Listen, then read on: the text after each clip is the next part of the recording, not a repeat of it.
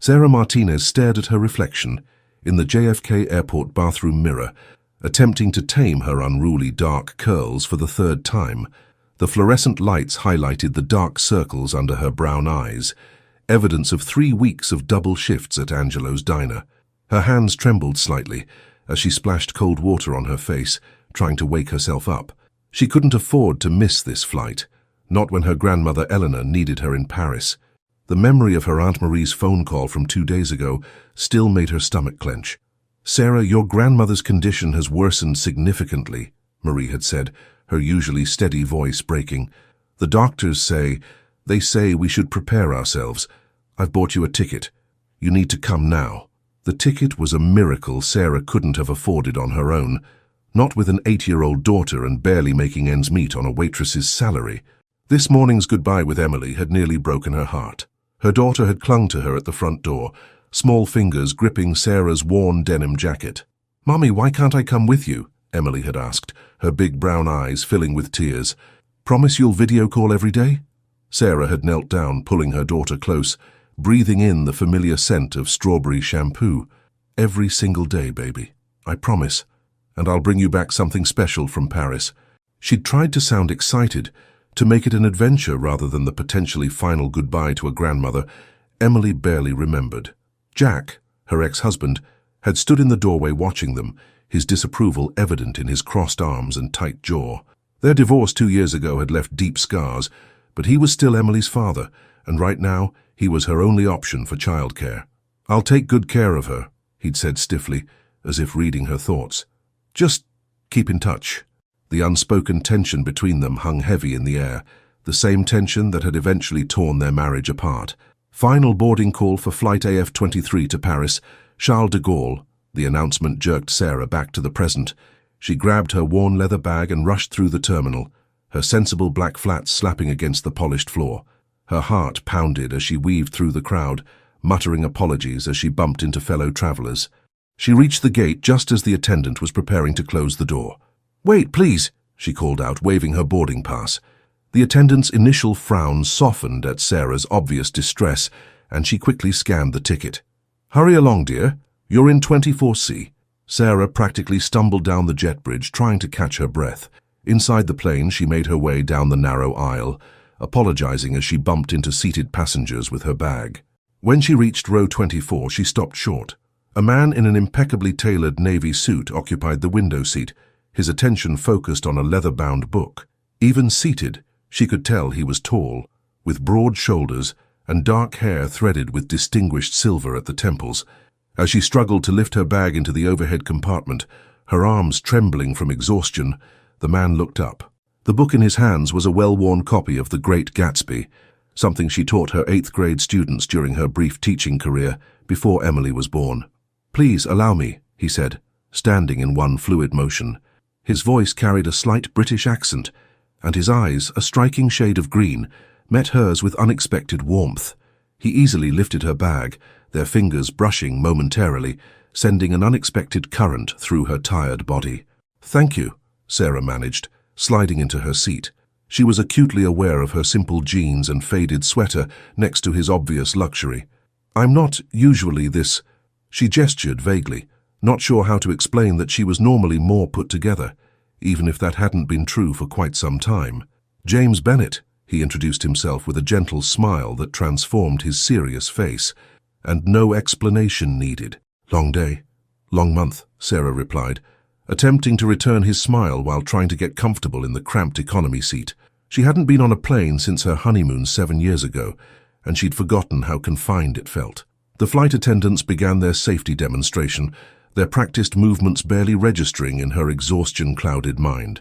As the plane taxied and took off, Sarah tried to focus on the city lights below, but her eyes kept growing heavier. The past few weeks of overtime shifts, arranging Emily's care and worrying about her grandmother, had finally caught up with her. She fought to stay awake, not wanting to seem rude to her seat companion, who had been nothing but kind. "It's a long flight," James said softly, noticing her struggle. "Get some rest. I promise not to be offended." His voice reminded her of the audiobooks she sometimes played for Emily at bedtime, warm, cultured, and oddly comforting. Sarah meant to thank him, but the words never made it past her lips. The gentle hum of the engines, the darkness outside the window, and the warmth of the cabin conspired against her remaining consciousness. Her head gradually tilted to the side until it found rest on something firm yet comfortable, James's shoulder. In her last moments of awareness, she thought she should move, apologize, but exhaustion won out. She didn't feel the gentle way James shifted slightly to make her more comfortable, or notice how he carefully draped his suit jacket over her when the cabin grew chilly. She didn't see the way he signaled the flight attendant to hold off on dinner service, ensuring her sleep wouldn't be disturbed. What she also didn't know was that James Bennett, CEO of Bennett International Holdings and one of London's most eligible bachelors, had just cancelled his dinner meeting in Paris via a quick email on his phone. For the first time in years, his carefully planned schedule suddenly seemed less important than ensuring the sleeping woman beside him got the rest she so clearly needed. As the plane cruised over the Atlantic, neither of them could have predicted how this accidental moment of vulnerability would change both their lives. Sarah didn't know that her grandmother's illness would lead her not just to Paris, but to a chance at love she never expected. And she certainly couldn't have imagined that her ex-husband Jack, back in New York with Emily, would soon throw an unexpected obstacle in their path, one that would test whatever was beginning to spark between her and the kind stranger who let her sleep on his shoulder at 35,000 feet. Sarah woke with a start as the plane hit a patch of turbulence. For a moment, she felt disoriented, her mind foggy with sleep. Then she realized with horror that she had been using James Bennett's shoulder as a pillow. She jerked upright, her cheeks burning with embarrassment. His expensive suit jacket slid from her shoulders, and she caught it reflexively. "I'm so sorry," she stammered, mortified. "I didn't mean to—" She stopped as James turned to her with a reassuring smile that made her heart skip a beat. "So you needed the rest," he said simply, as if having a stranger fall asleep on him was the most natural thing in the world. "We're about halfway to Paris now. Would you like some water?" He pressed the call button before she could respond. Sarah noticed that the cabin lights had been dimmed, and most passengers were either sleeping or watching movies on their screens. A quick glance at her watch confirmed she'd been asleep for nearly 4 hours. "I can't believe I slept so long," she murmured, running a hand through her hair self-consciously. The flight attendant appeared with 2 bottles of water, greeting James by name with a familiarity that made Sarah curious. As she handed them their drinks, she smiled knowingly between them, making Sarah's blush deepen. "You seem to fly this route often," Sarah observed, taking a grateful sip of water. Her throat was parched, and she suddenly realized she had missed dinner service. James nodded, adjusting his position to face her better. "London to New York and back more times than I can count, though usually I'm in—" He paused, seeming to choose his words carefully. "A different section of the plane." Sarah's eyes widened with understanding. Of course, the designer suit, the flight attendant's familiarity, his entire bearing, he usually flew first class. "Why aren't you there now?" she asked before she could stop herself. A slight smile played at the corners of his mouth. "Last-minute booking. The flight was full except for this seat." He didn't mention that he could have easily pulled strings to get a first-class seat if he'd wanted to. Something about the woman next to him had made him decline when the gate agent had offered to upgrade him. Their conversation flowed naturally after that. James told her about growing up in London's Chelsea neighbourhood, his years at Oxford, and his work in international business consulting. Though he modestly understated his actual position, Sarah found herself opening up about Emily, her teaching career, and how she'd ended up waiting tables after the divorce. "Emily sounds remarkable," James said warmly when Sarah showed him a photo on her phone of her daughter's recent school art project. "She has your smile." Sarah felt a familiar pang of guilt. She wanted to come with me, but with school and everything, she trailed off, remembering Emily's tearful goodbye. "It's the first time I've been away from her for more than a day since the divorce." "That must be difficult," James said softly. His hand moved slightly on the armrest between them, as if he wanted to offer comfort, but wasn't sure if he should. "How long will you be in Paris?" "I don't know," Sarah admitted, her voice catching. "My grandmother, she's not well. The doctors say it could be weeks or—" She couldn't finish the sentence. To her horror, tears began welling in her eyes. Without hesitation, James reached into his jacket pocket and produced a crisp white handkerchief. The gesture was so old-fashioned and gentlemanly that it made Sarah laugh despite her tears. "Who even carries these anymore?" she asked, dabbing at her eyes. "My mother would be mortified if I didn't," he replied with a grin that made him look younger, more boyish. "She raised me with very specific ideas about what a gentleman should always have on hand." Sarah tried to return the handkerchief, but he waved it away. "Keep it. Consider it a souvenir of the time you used a complete stranger as a pillow." His teasing tone made her laugh again, and Sarah felt something shift inside her. For the first time since her divorce, she felt truly comfortable with a man. There was something about James that put her at ease, despite his obvious wealth and sophistication, or perhaps because of it. He seemed so confident in himself that he had no need to make others feel small. As they talked, Sarah noticed other passengers beginning to stir. The cabin lights brightened gradually, and the smell of coffee began wafting through the air. Flight attendants started preparing for breakfast service. "I could murder a cup of coffee," Sarah said, suddenly realizing how hungry she was after missing dinner. As if on cue, her stomach growled audibly, making her blush again. James chuckled and pressed the call button once more. When the flight attendant appeared, he quietly asked her something that Sarah couldn't hear. Minutes later, she returned with 2 full breakfast trays, but these weren't the standard economy class meals. These were clearly from first class, complete with fresh croissants, fruit, and steaming coffee in proper cups. "You shouldn't have," Sarah protested, even as her mouth watered at the sight. "I can't let you—" "Consider it payment for being such an excellent pillow," James interrupted smoothly. "Besides, airplane food is always better shared with good company." As they ate breakfast together, watching the sunrise paint the sky in brilliant oranges and pinks through the small window, Sarah felt a flutter of excitement that had nothing to do with the coffee. She found herself hoping that perhaps their connection wouldn't end when they landed in Paris. What she didn't know was that James was already formulating a plan to ensure it wouldn't. In his jacket pocket, his phone buzzed with meeting notifications that he continued to ignore. For the first time in his highly structured life, James Bennet was choosing to let fate, and a chance encounter with a sleeping stranger, take the lead. The plane landed at Charles de Gaulle Airport under a cloudy Parisian sky. As they waited to disembark, James helped Sarah retrieve her bag from the overhead compartment. "Let me give you my card," he said, reaching into his suit jacket.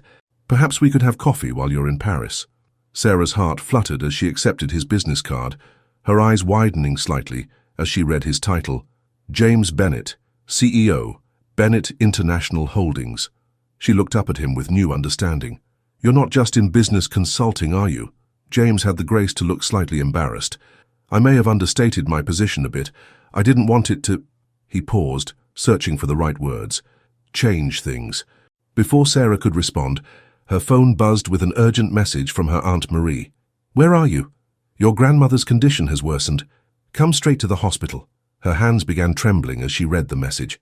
"Is everything all right?" James asked, noticing her distress.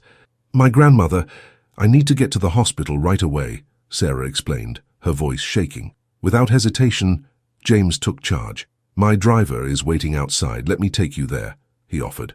Seeing her hesitation, he added, "Please, it's the least I can do." Minutes later, they were in a sleek black Mercedes, speeding through the streets of Paris. Sarah barely registered the iconic landmarks they passed, her mind focused entirely on her grandmother. James sat beside her in reassuring silence, occasionally squeezing her hand when she seemed particularly anxious. At the hospital, James insisted on waiting with her while she found her aunt. When Marie appeared, a tall, elegant woman in her 50s, her eyes were red from crying. "Sarah, thank God you're here," she said, embracing her niece. Then she noticed James and raised an eyebrow questioningly. "This is James," Sarah explained quickly. "We met on the plane. He helped me get here faster." Marie's expression softened with gratitude. "Your grandmother is asking for you," Marie said gently. "The doctors say—" She glanced at James, then back to Sarah. "We should talk privately." James understood immediately. "I'll leave you with your family," he said softly, "but please call me if you need anything. Anything at all." He squeezed Sarah's hand one last time before leaving. The next few hours passed in a blur of medical terms, quiet conversations and tears. Elena, Sarah's grandmother, drifted in and out of consciousness. During one lucid moment, she squeezed Sarah's hand and whispered, "My little bird, you came." The childhood nickname brought fresh tears to Sarah's eyes. Late that evening, while Marie went to get coffee, Sarah checked her phone and found several missed calls from Jack. Worried about Emily, she stepped into the hallway to return his calls. "Where the hell have you been?" Jack's angry voice filled her ear. "And who's this guy you're running around Paris with?" Sarah froze. "What are you talking about?" "Don't play dumb, Sarah. Emily's teacher saw you on Instagram. Some CEO posted a photo from his plane with you sleeping on his shoulder. It's all over social media. What kind of example are you setting for our daughter?" Sarah's blood ran cold. She quickly opened Instagram and found what Jack was talking about. There it was. A photo she hadn't known was taken, showing her asleep on James's shoulder, his jacket draped over her. The caption read, "Sometimes the best meetings happen by chance. Parisian sunrise." It had thousands of likes and comments, many speculating about the mysterious woman in the photo.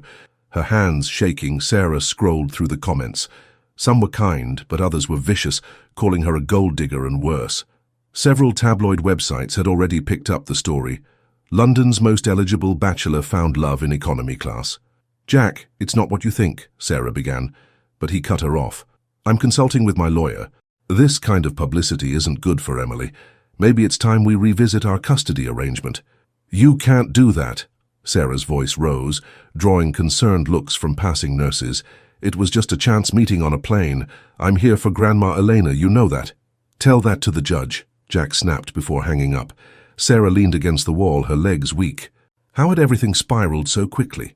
She opened her messages to text James, to ask him to take down the photo, but stopped when she saw he'd already sent her several urgent messages. "Sarah, I'm so sorry.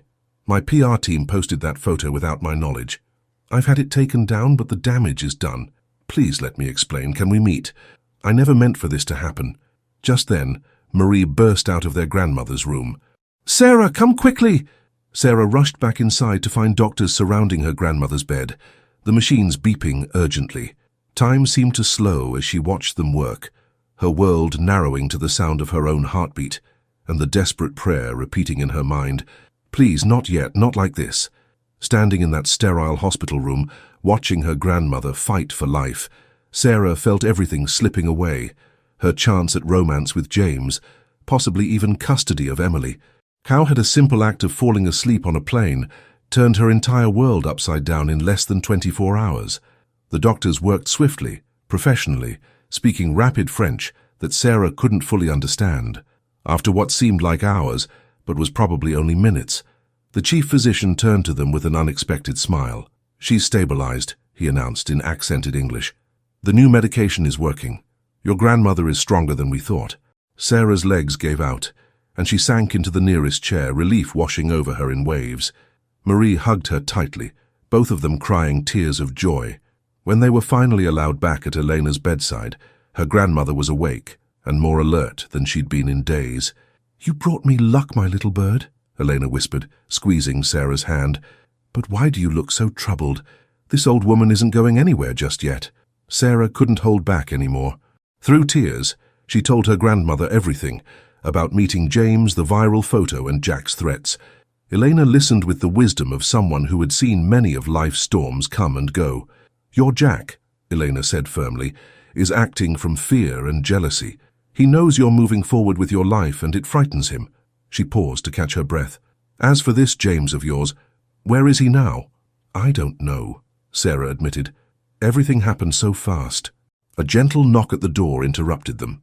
James stood in the doorway, still in his suit from the plane but looking somewhat disheveled, as if he'd been running his hands through his hair repeatedly. In his arms was an enormous bouquet of fresh flowers. "I'm sorry to intrude," he said softly. "I've been in the waiting room for hours.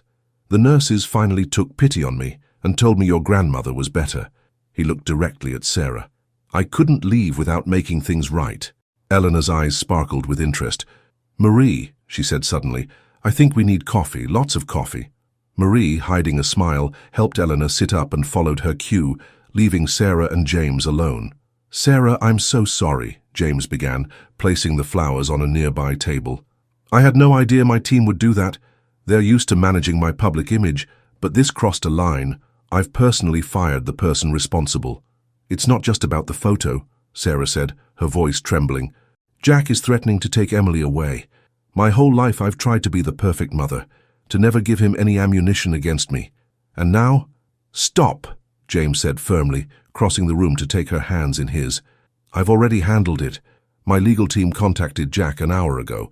They explained that if he pursues any custody changes based on that photo, he'll face a massive lawsuit for defamation and emotional distress. They also reminded him that attempting to use social media speculation to separate a mother from her child wouldn't look good to any judge. Sarah stared at him in disbelief. You did that for me? I'd do a lot more than that, James said softly.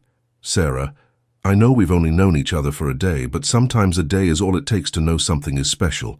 He reached up to brush away a tear from her cheek. I'm not asking for anything except a chance to see where this might go. At your pace, on your terms. But your life is so different from mine, Sarah protested weakly. I'm just a waitress from New York. You're a devoted mother, a loving granddaughter, and the kind of person who apologizes for falling asleep on a stranger's shoulder. James interrupted with a smile. That's who you are, the rest is just details. From her bed, Elena called out, Sarah, if you don't say yes to that handsome man, I'm getting out of this bed and knocking some sense into you. They both laughed, breaking the tension. Your grandmother has excellent hearing, James observed. And excellent taste, Elena shouted back, making them laugh again. Sarah looked up at James, really looked at him. Behind the wealth and the power, she saw the same kind man who had draped his jacket over her on the plane, who had waited hours in a hospital just to make things right. Okay, she said softly. Yes. James's smile lit up his entire face. Yes to seeing where this goes. Yes to coffee in Paris. Yes to taking a chance. He pulled her close, and right there in her grandmother's hospital room with the beeping of medical machines as their background music, they shared their first kiss. It was gentle, sweet, and full of promise. About time, Eleanor declared from her bed. They turned to find her and Marie watching them with matching grins. Now, James, tell me about your family. And Sarah, call Emily. That poor child must be worried sick. The next hour passed in a blur of FaceTime calls with Emily, who was thrilled to meet a real-life prince on video. Comfortable conversation, and more coffee than anyone should probably drink. Jack sent a terse message apologizing for his reaction and assuring Sarah that Emily was fine and custody wouldn't be an issue. Later that evening, as James drove Sarah to her aunt's house where she'd be staying, they passed the Eiffel Tower, glittering against the night sky. I've always wanted to see Paris, Sarah mused, but I never imagined it quite like this. Life rarely goes as we imagine, James replied, taking her hand. Sometimes it's better. Sarah looked at their intertwined fingers and smiled. Who would have thought that a delayed flight, an exhausted single mom and an accidental nap would lead to this? Her grandmother was recovering, Emily was safe, and somehow, in the midst of chaos, she'd found something she wasn't even looking for. Better indeed, she whispered, squeezing his hand as they drove through the city of light, their story just beginning.